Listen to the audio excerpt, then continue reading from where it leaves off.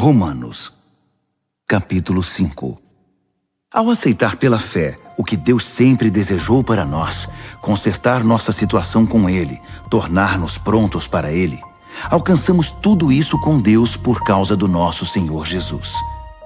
Mais ainda, abrimos-nos para Deus e descobrimos ao mesmo tempo que Ele já se abriu para nós e nos achamos no lugar que Ele queria que estivéssemos perante a graça e a glória de Deus na presença dEle, expressando nosso louvor. Mas ainda há muito mais. Continuamos a expressar nosso louvor, mesmo que estejamos cheios de problemas, porque sabemos que os problemas podem desenvolver em nós paciência. E como a paciência, por sua vez, forja o aço temperado da virtude, mantendo-nos atentos quanto ao que Deus pretende fazer. Desse modo, passamos a ter esperança. Com essa expectativa, jamais nos sentiremos enganados. A verdade é que nem temos como reunir todas as vasilhas necessárias para encher com tudo o que Deus generosamente derrama sobre nossa vida por meio do Espírito Santo. Cristo chegou na hora certa para tornar isso realidade.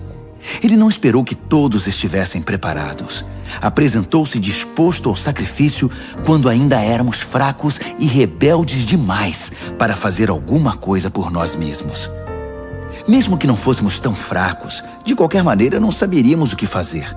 Podemos entender quando alguém morre por uma pessoa digna e como alguém bom e nobre poderia inspirar um sacrifício abnegado. Mas Deus demonstrou quanto nos ama ao oferecer seu Filho em sacrifício por nós, quando ainda éramos tão ingratos e maus para com Ele. Agora que nossa situação com Deus está resolvida por meio dessa morte sacrificial, o perfeito sacrifício de sangue, não há mais razão para estar em oposição a Deus sobre qualquer assunto. Se em nossa pior situação fomos postos em condição favorável diante de Deus pelo sacrifício de seu Filho, agora que estamos nessa situação maravilhosa, apenas imaginem como nossa vida poderá ser plena e gloriosa por meio da vida proporcionada pela ressurreição. Agora que já desfrutamos esta maravilhosa amizade com Deus, não nos contentaremos com meras declarações formais, mas cantaremos louvores a Deus por meio de Jesus, o Messias. Vocês conhecem a história de Adão e de como ele nos lançou no dilema em que estamos. O primeiro pecado, depois a morte. E ninguém ficou isento do pecado ou da morte. Aquele pecado afetou os relacionamentos com Deus em tudo e com todo mundo. Mas a extensão das consequências negativas não ficou clara até que Deus a explicasse em detalhes a Moisés. Até os que não pecaram como Adão, que desobedeceu a um mandamento específico de Deus, tiveram de experimentar o fim da vida, a separação de Deus. Mas Adão, que nos pôs nessa situação, também aponta para aquele que nos livrará dela. Todavia, o resgate não é proporcional ao pecado que traz morte.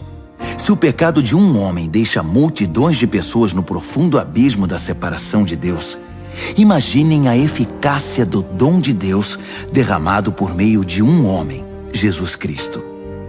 Não há comparação entre o pecado que traz morte e esse generoso dom gerador de vida. A sentença pronunciada sobre aquele pecado foi a morte.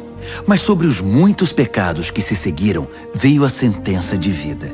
Se a morte obteve supremacia pelo erro de um homem, imagine o que pode fazer a extraordinária recuperação de vida que agarramos com ambas as mãos, esse dom de vida extravagante, essa restauração total providenciados pelo homem Jesus Cristo. Aqui está um resumo de tudo. Assim como uma única pessoa errou e nos deixou todo esse problemão com o pecado e a morte, também uma única pessoa fez o que era certo e nos livrou de tudo isso.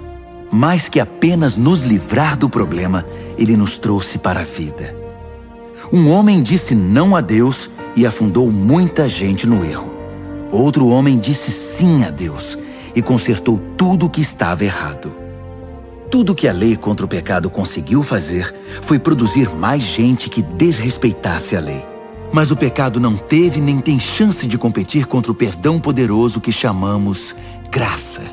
Na disputa entre o pecado e a graça vence com facilidade.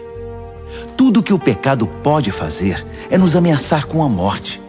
Já a graça, uma vez que Deus está consertando as coisas por meio do Messias, nos convida à vida. Uma vida que continua para sempre, que jamais terá fim.